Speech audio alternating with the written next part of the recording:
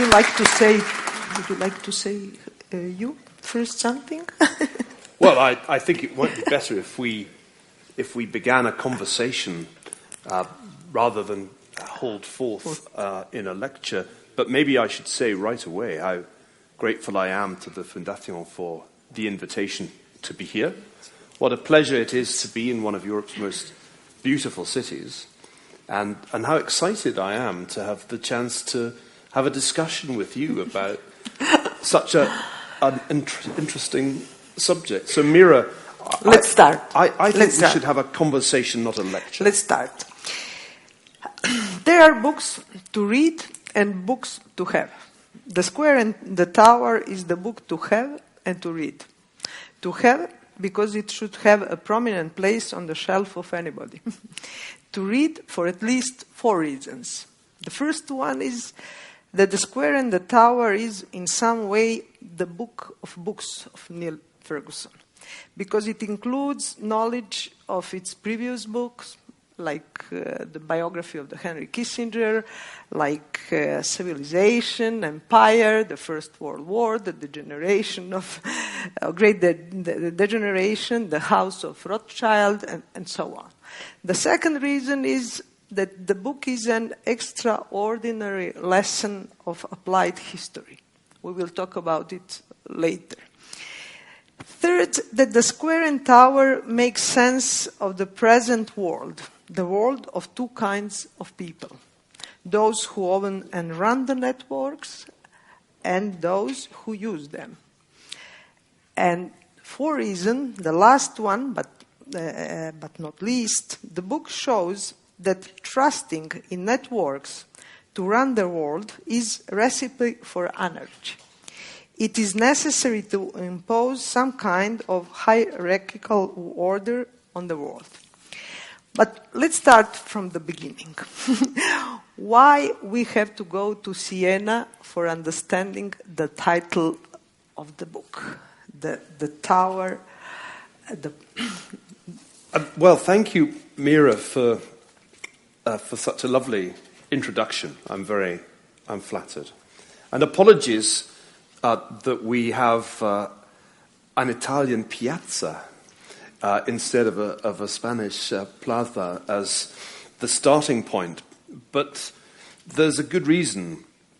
I was trying to find a title for this book that would be engaging, and I wasn't allowed to call it Networks and Hierarchies, because it was explained to me that very few television presenters in the United States would know what a hierarchy was. And so we had to come up with something snappier. And I was struggling with this. And then I looked up on the wall of my study and I saw 2 very, very cheap reproductions of the frescoes from the Palazzo Pubblico in Siena that I had bought when I was a poor graduate student many years ago. And I had taken them with me from Oxford to Cambridge to New York to Harvard, and finally in Stanford. There they were. And suddenly I understood why I'd kept them all those years, because it hit me that the title would be The Square and the Tower. Because there you have a perfect illustration in the center of Siena of the 2 concepts that I wanted to begin the book with. The public square, in this case the Piazza del Campo, is where the citizens of Siena networked. They met, exchanged goods, but also gossip. There was no structure to it, except maybe for the horse race known as the Palio, but that's pretty unstructured. And there, overshadowing it, was the Torre del Mangia, casting its shadow, as you see in this picture, a representation of hierarchical political order. And that dichotomy between social networks and structured hierarchies was the starting point of the book, and also the title. I went back there, by the way, just before the publication of the book with my eldest son to check that I had not misremembered the frescoes. My reproductions were so bad that you almost couldn't make anything out. And I was just blown away by those extraordinary frescoes. They were far more vivid than I had remembered. And there were details that I'd forgotten. The little connecting thread between the citizens in the allegory of good government, they actually are a network. They're connected by a very scarcely visible thread. So it was thrilling to go back there and revisit it. You're much more guy of networks than of hierarchies. It's your confession, public confession. Yes. But why did you write this book? Is there any more reason? The answer to that question, in fact, leads back to a previous book, the biography that I am halfway through of Henry Kissinger. At the end of finishing the first volume, I had got Henry Kissinger from being a refugee from Nazi Germany to being appointed national security advisor by Richard Nixon. And I finished and thought, how on earth am I going to write volume 2? How do I explain to readers how a Harvard professor, which was all he was at the end of 1968, became, within just a few years, the most powerful man after the president in the United States, and during the crisis of Watergate and the transition to Gerald Ford's presidency, arguably the most powerful man in the world. And I sort of thought to myself, it can't just be attributed to intellectual firepower, and you can't just attribute it to some kind of scheming Machiavellian personality, which is what Walter Isaacson argues in his book. And it suddenly hit me that the answer might be Kissinger's network. So the hypothesis, here it is, the hypothesis of Volume 2, which I haven't yet written, is that the key to Kissinger's rise was not just his intellect, but his extraordinary ability to build a network that extended beyond the White House, beyond, indeed, Washington, D.C., extended into the media, and, of course, into multiple foreign countries. So the Kissinger network was an idea. But then I paused and I thought to myself, I don't think I can write that yet because I don't really understand networks as well as I should. I've been writing about them for years, but very casually.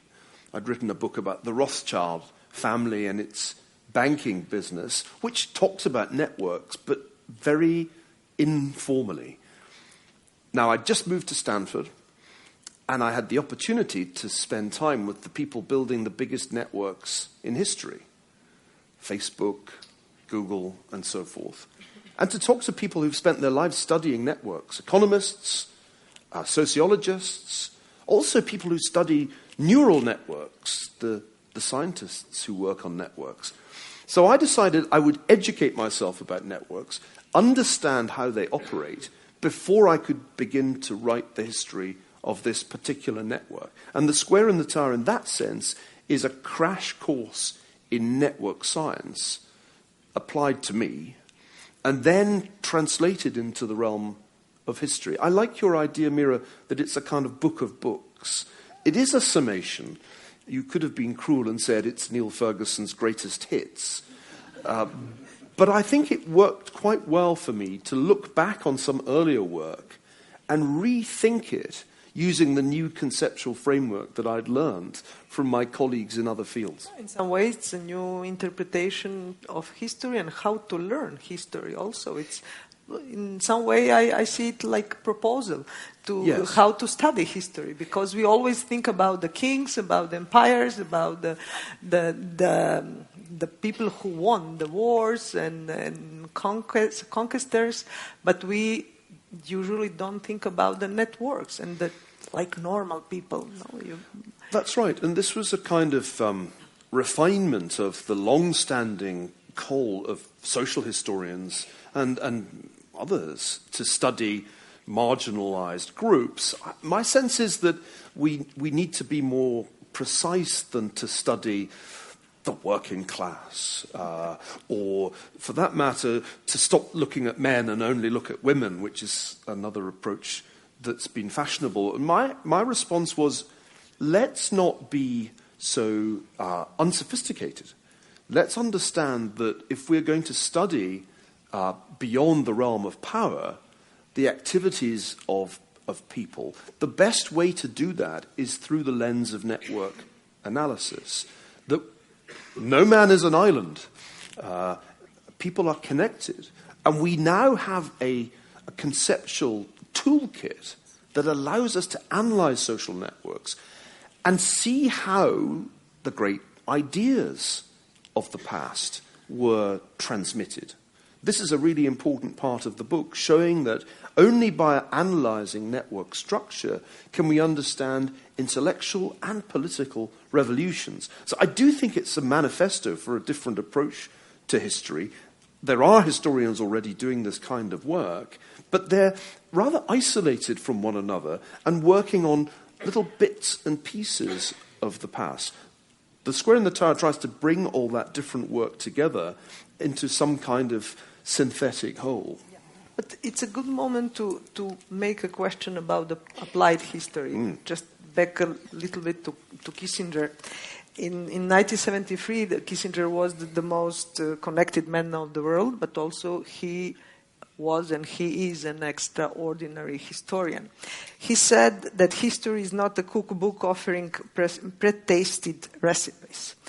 It teaches by analogy, not by maxims. History can illuminate the consequences of actions in comparable situations. Give it a little bit more to us about the applied history, because I think that one of the heart of the book is the applied history, the book of books, your books and the applied history. I understand it in this way.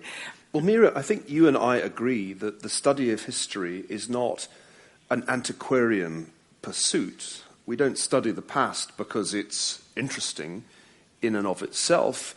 We study the past because we want to understand the present better, and we want to have some sense of plausible futures that lie ahead. Now, this is not especially fashionable in academic circles, where I was taught at Oxford in the 1980s that lessons of the past were the kind of things that journalists tried to find, and serious academic historians weren't so jejune. But in fact, it's always struck me as silly not to look for lessons from the past. The question is, how do we go about that in a rigorous way? Because if we don't do it rigorously, then we end up with what I'll call the popular version of applied history, in which every crisis ends up being compared to the 1930s. This is a very common problem amongst politicians who are always trying to draw analogies with the 1930s without really ever having studied it very seriously. And I'm really tired at this point of bad analogies between whatever happens in our time and the 1930s. It's always the Great Depression again, or the rise of Hitler again, or the rise of fascism again. And I try to make the point in this book that that is absolutely the wrong place to look for analogies for our own time. We are very, very far removed from the 1930s, and it serves very little purpose to seek analogies in that period.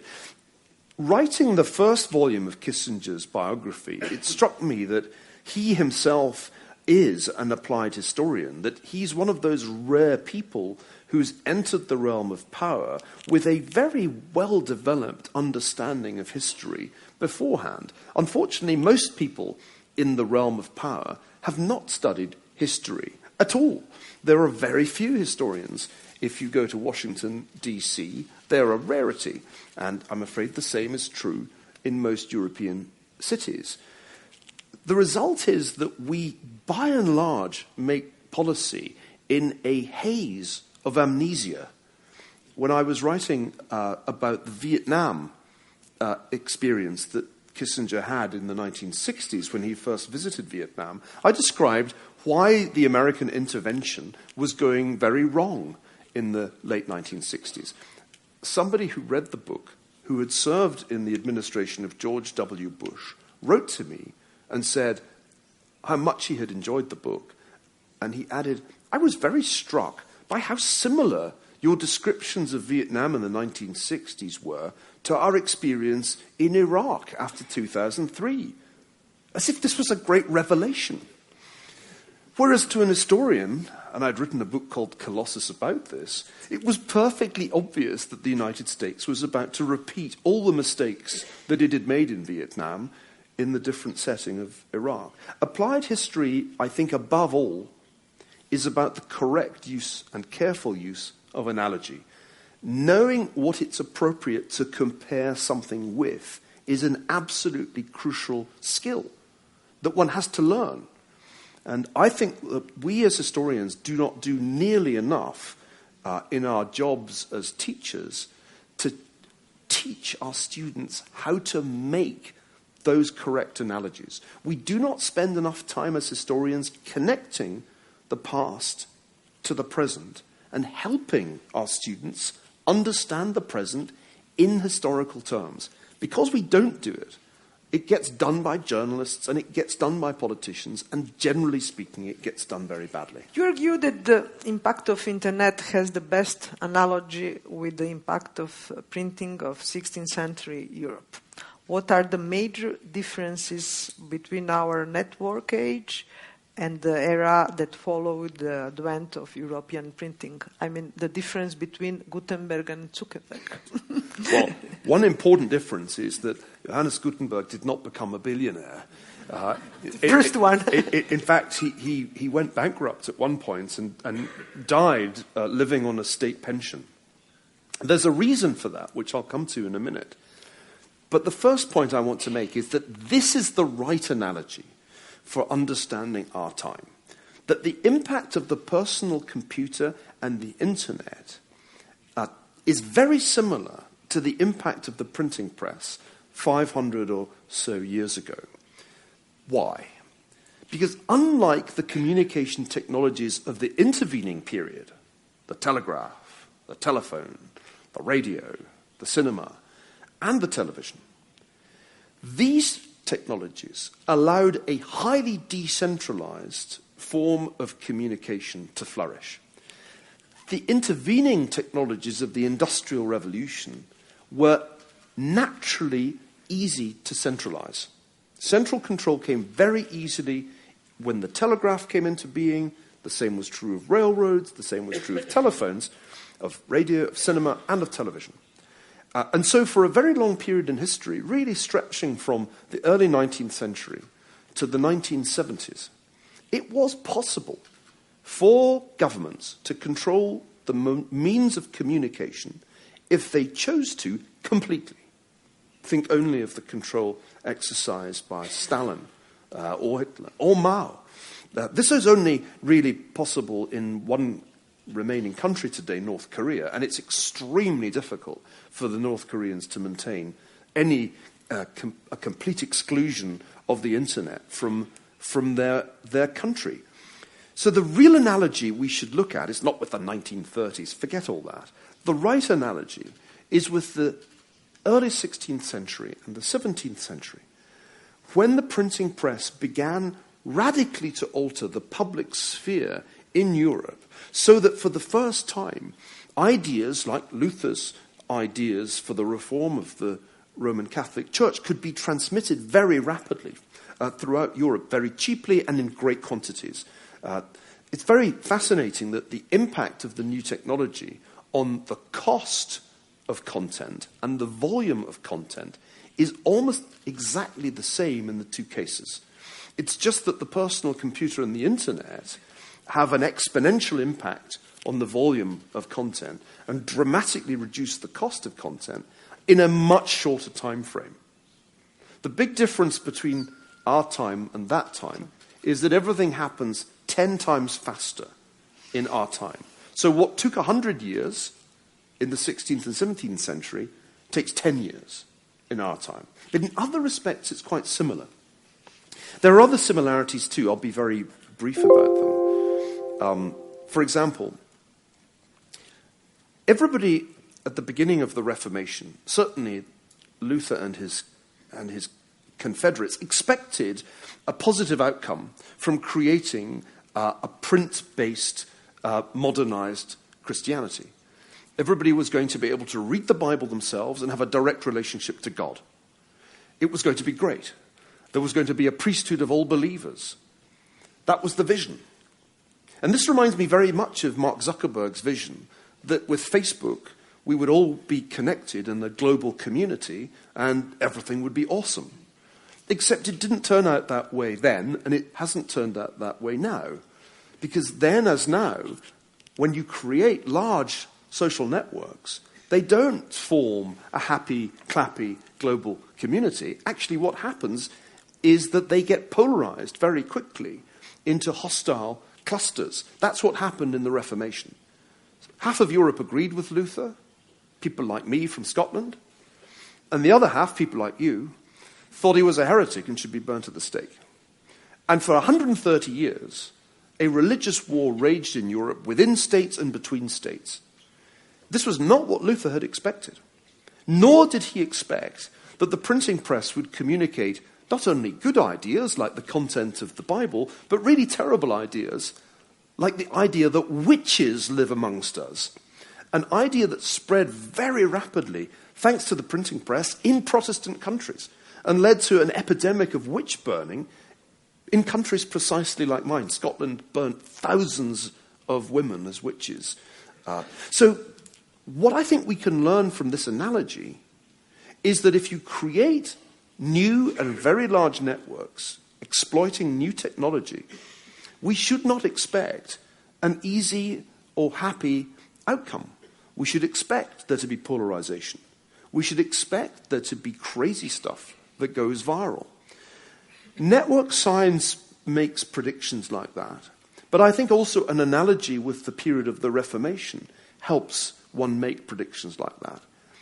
And I think by thinking this way about our present circumstances, we should be less surprised by some of the stuff that is going on in the world today. The polarization, the fake news going viral.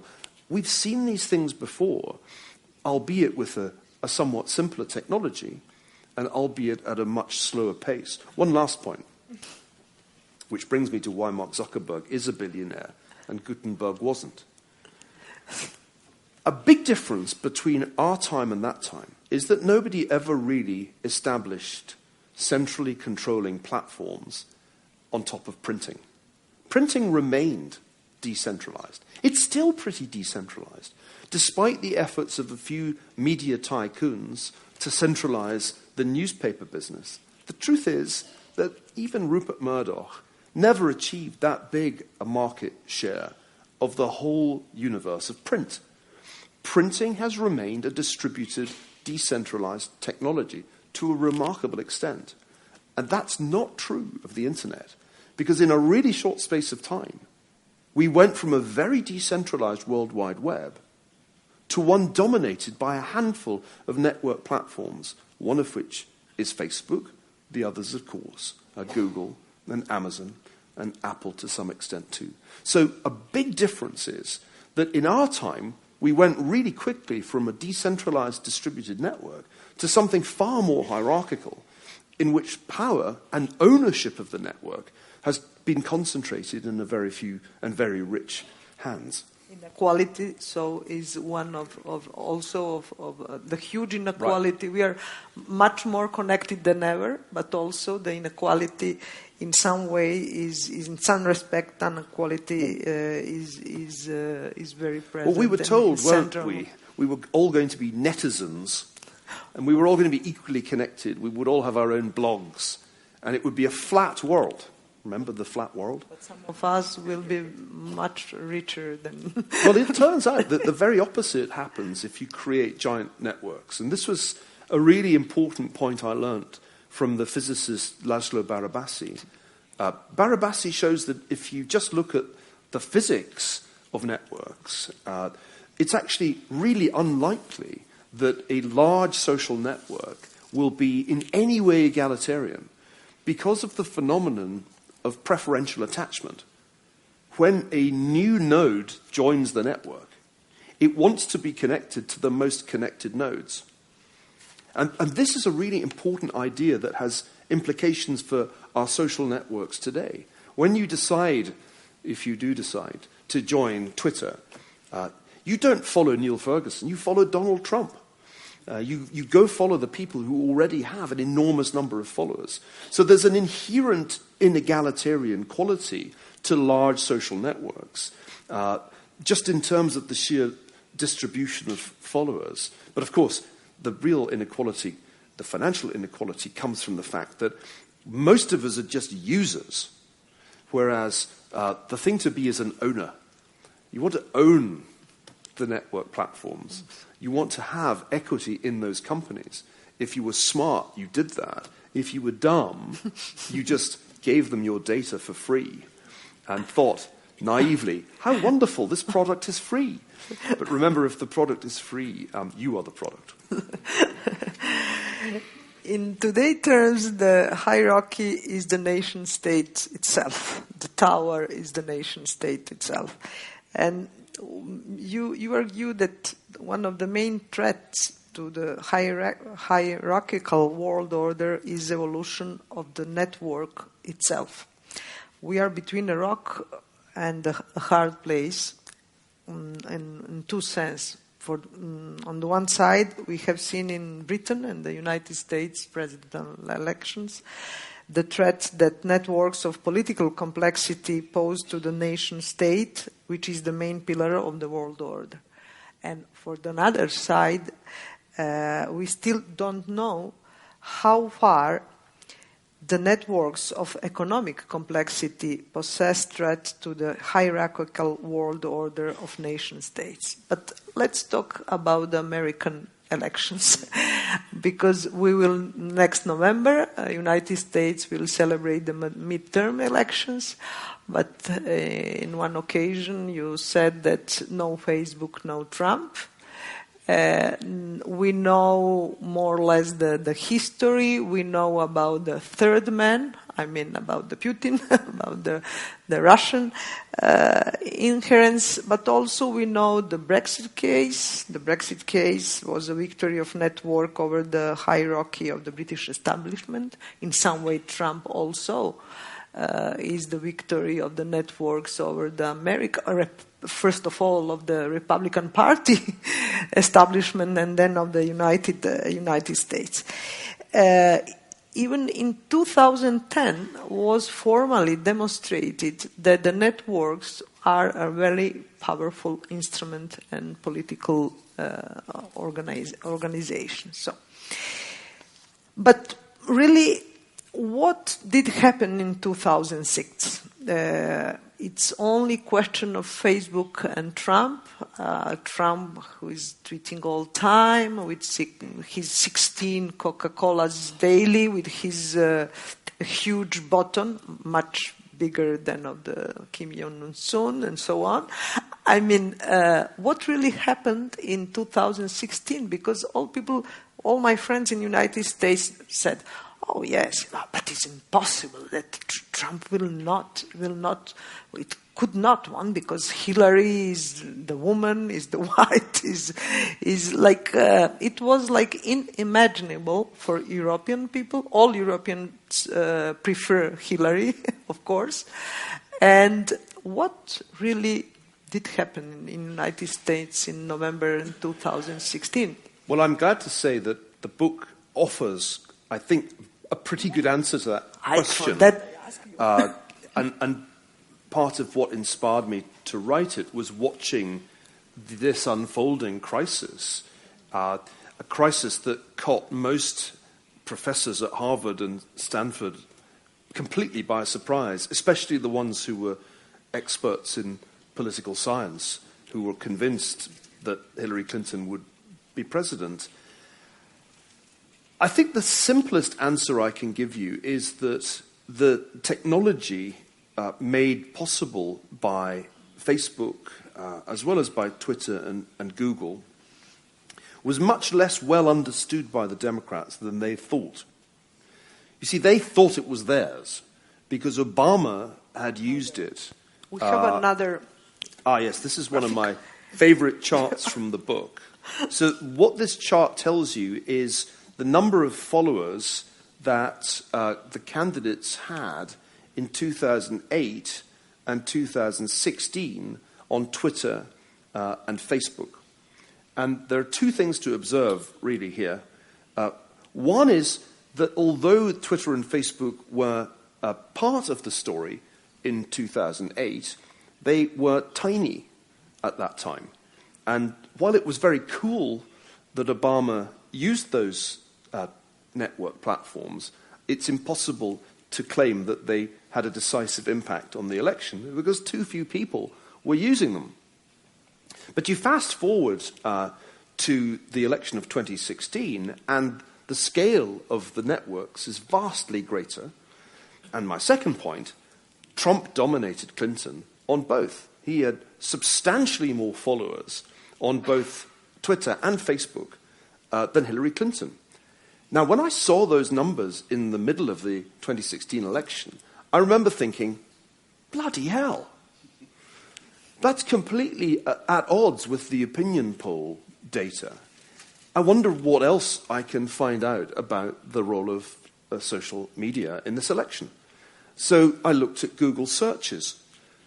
Donald Trump was searched for far more than Hillary Clinton. Just in raw numbers of searches, he was ahead of her in every state, including states like New York, California, Massachusetts, that you think of as being democratic states.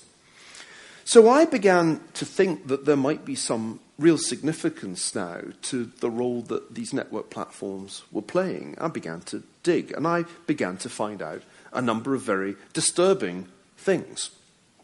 The first disturbing thing was that the Russians were clearly using, in some ways, the technology to influence the election. One obvious way was hacking into the Democratic email accounts and then distributing the emails at strategic moments via WikiLeaks. But there was other stuff going on that was strange, like Russian content began to appear in Trump's speeches. A fake news story from Sputnik actually cropped up in a Trump speech. I noticed it and thought, hello, that's odd. And a lot of other things were going on that are only gradually emerging into the light of day. The most important of these was that the Trump campaign was using Facebook advertising systematically to target voters, and the Clinton campaign wasn't. The Clinton campaign declined when Facebook offered to send engineers to work with it to hone its use of advertising. The Trump campaign did not decline. On the contrary, it worked very closely with Facebook to make sure that its advertising was hitting the selected targets.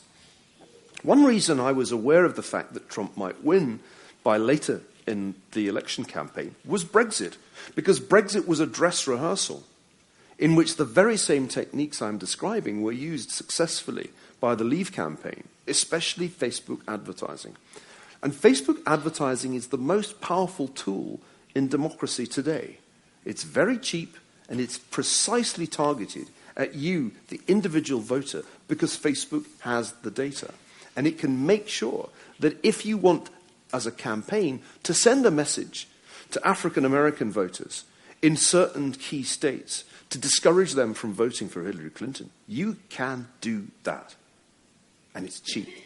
It's quite amazingly cheap. From the point of view of the Trump campaign and the Leave campaign in Britain, this was vital because they had less resources than the establishment.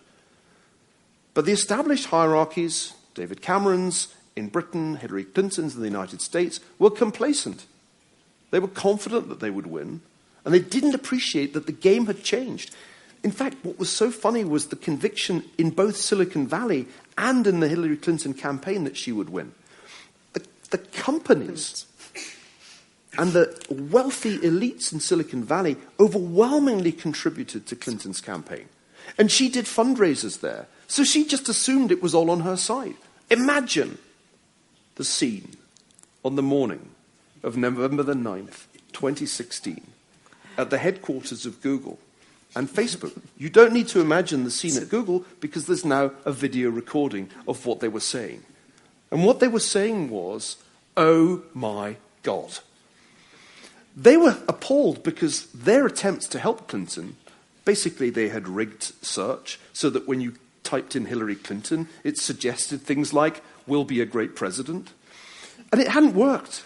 So they were really shocked because they'd failed. But the shock at Facebook was far worse because they realized that they had helped Trump. And it had worked. They had unwittingly elected Donald Trump as president. And this sent the organization into deep shock.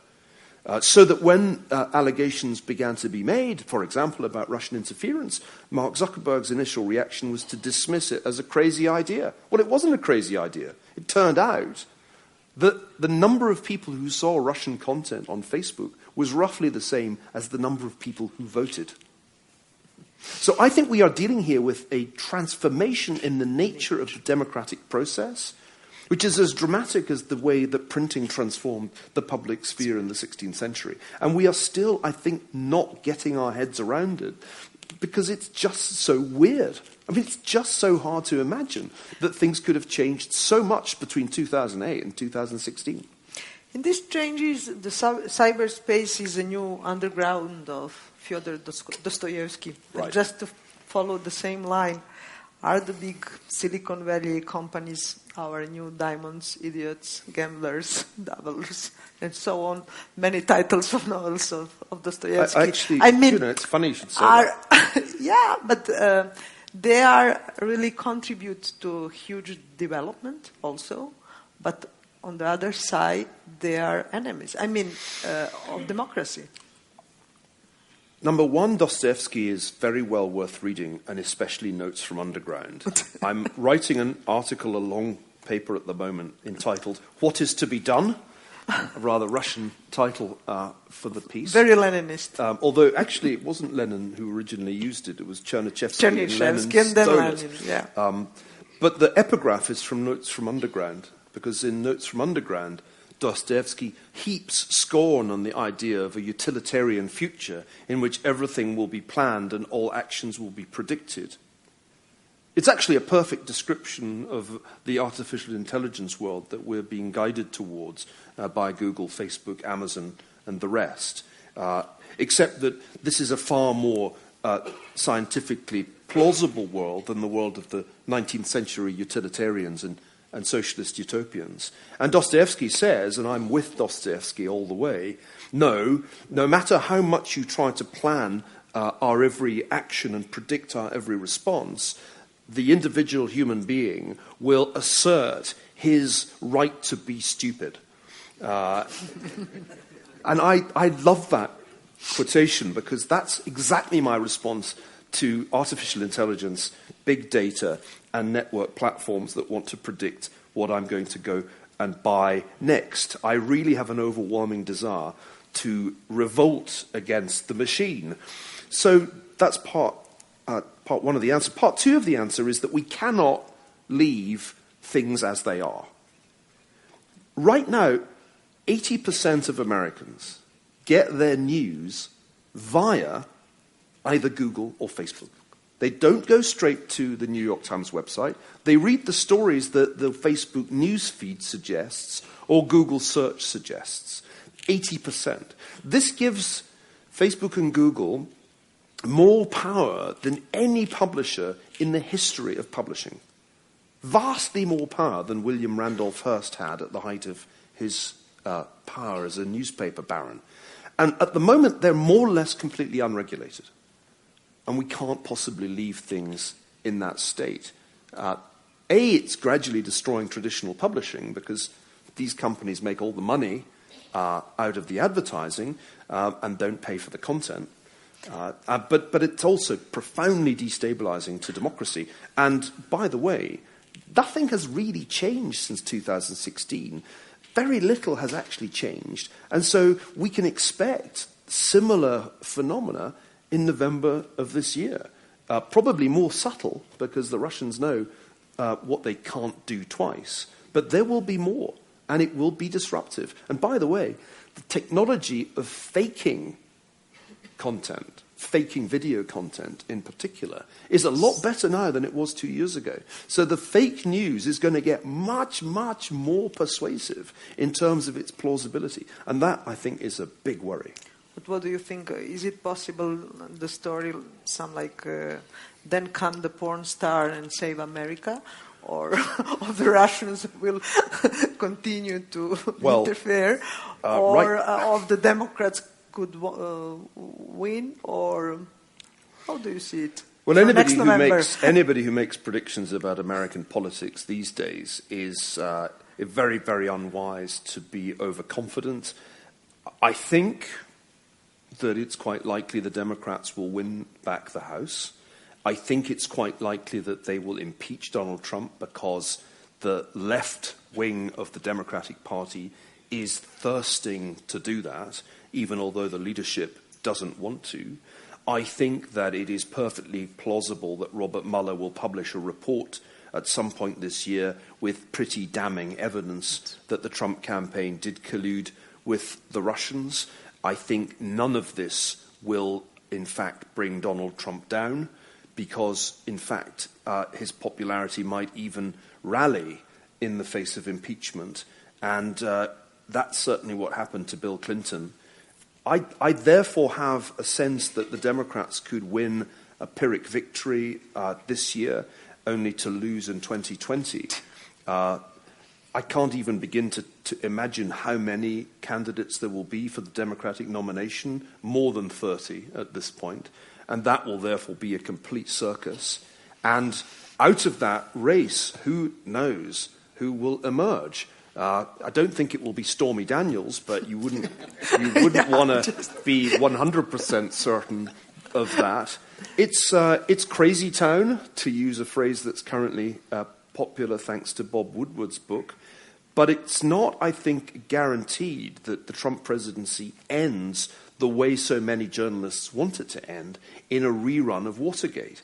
It's not the 1930s, and it's not the 1970s either.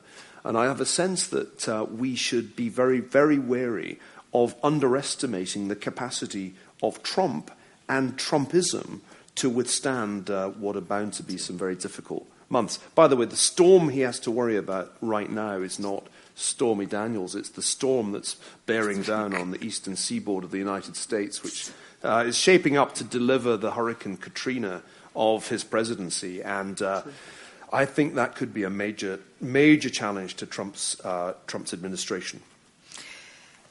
We will read your paper about what can be done, but can a networked world have order? I think not. I mean, I know that you doubt it. Why? Well, I read a book while I was researching The Square and the Tower by Anne-Marie Slaughter, who served for a time in the Obama administration. And in this book, she argues that we should make the international order more like a kind of network, and we should actually weaken institutions like the United Nations Security Council or add new members, new permanent members to that body. And she has a kind of enthusiasm for networked organizations that I am deeply suspicious of. I think if you tried to run the world on Facebook, we would very rapidly plunge into a new 30 years war. I strongly oppose this line of argument, and in the end phase of the book argue that we in fact need to strengthen the hierarchical elements in the international system. And I'll draw a brief analogy, and then maybe we can open it up to the audience. My analogy is with actually Henry Kissinger's first book, A World Restored, in which he argued that the reason that Europe had peace from 1815 to 1914 was that the five great powers had successfully built a legitimate order in the post-Napoleonic period. And this is not a controversial view. Most historians would probably agree with that account. It was a kind of unfair arrangement, because if you weren't one of the five great powers and Spain wasn't, then you were essentially a second-class power, and the decisions taken by England, France, Prussia, Austria, and Russia were binding on you, and they reserved the right to intervene, and did indeed intervene in Spain's affairs and Italy's affairs, if they saw any revolutionary threat to this new order. Well, whether you liked it or not, it worked remarkably well, and the 19th century was a lot more peaceful in Europe than the 18th century, and a hell of a lot more peaceful than the 20th century.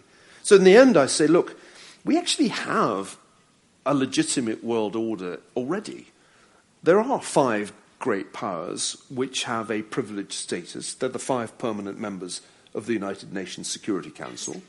And what we in fact need to do, if we're going to have any kind of order in this crazy networked world, is get them to work together more effectively. An example, a major source of instability in cyberspace, as we've already mentioned, is Russia, one of the 5 permanent members of the UN Security Council. In my view, cyber warfare will be continuous and escalating unless the Russians can be persuaded to sign up to some kind of convention limiting cyber warfare, in the same way that in the past we had conventions to limit biological and chemical weapons. There is no deterrence in cyberspace. It's not like nuclear strategy. And looking for a deterrence theory in cyberspace is futile. So my hope is that we can make, and this was something I argued for at the end of 2016, make it a goal of US policy, but also European policy, to strengthen the UN Security Council, as, for example, we saw over North Korea, and force the Russians into the fold. There's a terribly crude expression that I'm going to use now, and I hope that the members of the Del Pino family will forgive me. It's been sometimes said of Russia, and I said it myself a few months ago, that Russia can't decide if it's part of the order or if it's a revolutionary power. Sometimes Russia, and here's the crude part, is inside the tent pissing out, and sometimes it's outside the tent pissing in, but it's always pissing. But always pissing. That is true. And that's the thing that is most destabilizing of international order at the moment. You used a phrase, Mira, which I want to maybe end with before we go to the audience, between a rock and a hard place. Europe is between a rock and a hard place in terms of the networked world, because Europe has no big technology companies.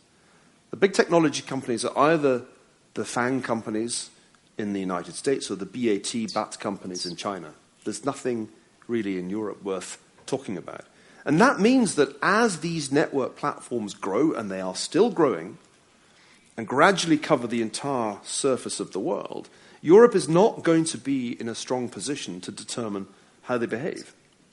And that is a big problem for this part of the world. Yeah. Before I give the floor to the audience, just a last question. You mentioned the cyber war, and when networks are very, very good in creativity, inventions, but what do happen when it comes to security and defense? Just one question, because I cannot resist to ask you about the book of your wife, of the brilliant author Ayaan Hirsi Ali.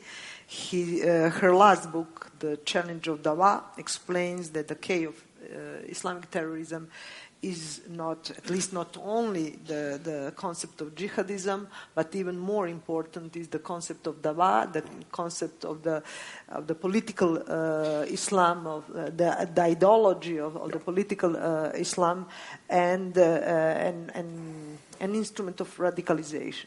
So you are expert in networks. She's expert in dawa. Just try to link it. I mean, what is the role of networks in the radicalization, and of course, as a radicalization and instrument in the Islamic terrorism? I think that is one of the biggest threat of our time, and we will have the problem for a long time. Well, I'm glad you mentioned Ayaan. My wife is much more interesting than me. She's more beautiful, but we don't know. That's for sure. But she's also much braver. I'm sure if she were here tonight, the there would be standing room only, but there would also have to be security because of the threats to her life from jihadists that date back all the way to 2004 when Theo van Gogh was murdered in Amsterdam, when Ayaan was working with him. Ayaan has been an extraordinarily courageous voice since 9/11, arguing that we need to understand the threat of political Islam, not pretend that there is no religious content to it, but understand what motivates people to fly planes into tower blocks. And it's not that they're resentful of American foreign policy in the Middle East. So Ayaan's argument has long been that the ideology of political Islam, or radical Islam if you want to call it that, poses a fundamental threat to the values of Western open societies on a whole range of fronts, not the least of which is our assumption that men and women should be equal. That is not how Sharia law regards the relationship between the sexes. And it's not the case that political Islam accepts our distinction between church and state, because there is no distinction between the religious and the political in Islam. Where Ayaan and I began to join forces intellectually was that I was working on networks and she was working on non-violent extremism, dawah. This is the way in which a radical ideology is transmitted. And we realized that we were essentially thinking along the same lines. The reason that terrorists commit acts of violence is that there's been a period of preparation, a period, you might call it, of brainwashing or of proselytizing. And all over Europe, and indeed in North America, all around the world, there are networks of Islamic centers and mosques run by radical clergy that are spreading an extremist version of Sunni Islam. And it's not until you've spent some time in that milieu that your thoughts turn to jihad. You start, in other words, with dawah, which is non-violent radical proselytization, and then later comes jihad. Now, we in the West, since 9/11, have thought that we were fighting against a tactic, terrorism, and we've engaged in essentially military or security-based responses to terrorism. We've consistently tried to play down the ideological or religious dimension with the mantra, Islam is a religion of peace, that all world leaders had to keep uttering over and over again throughout the last 17 years. And as we have done this, we've completely neglected to counter the rapid spread of the network of dawah, supported by public and private funding from the Gulf states, and spreading rapidly not only in the West but everywhere, not least in Africa these days. So that is a huge security problem for the future, and we haven't yet figured out how to counter the spread of this particular network. So network science is actually a powerful tool for understanding this particular security threat. But I think until we properly understand the threat itself, by reading my wife's work, we won't really know what to do with network science. No, I recommend it. It really...